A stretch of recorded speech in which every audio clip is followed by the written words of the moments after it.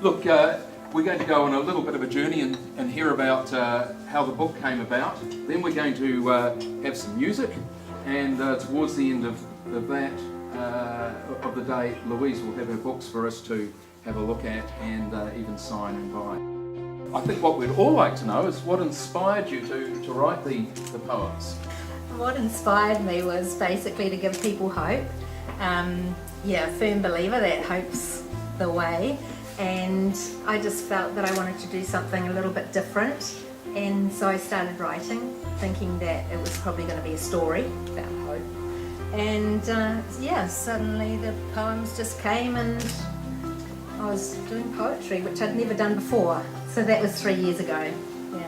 Yeah, and is that what inspires you? Are there any other inspiring factors out there that get you to write the poems? Well, everything inspires you, doesn't it, really? Nature in particular inspires me. Now, we're going to have a poem. You're going to read a poem to us from the book. And I believe this one has a nice story behind it. As children, we grew up in Nelson, and we used to go on tramps as a family. And my dad came home one day after having a tramp with one of his mates, and basically he found an old cave, an entrance to a cave. And so they ventured inside, and at the very back of the cave, my dad found an earring, a gold earring, like a pirate's earring. And that's the story he told me, and that's what inspired this particular poem that I'm going to read to you. Okay, thank you. It's called The Book, as I said. Sunlight straddled the ancient tomb, a sword bathed in the light. Moss splayed around an ancient candle, a magnificent, peaceful sight.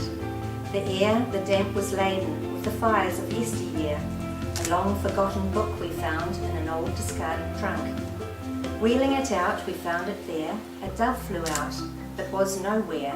The lines upon the book well read, the tiny words the firelight took. As if by magic, dust flew off and sparkled in the room, like tiny stars from far above.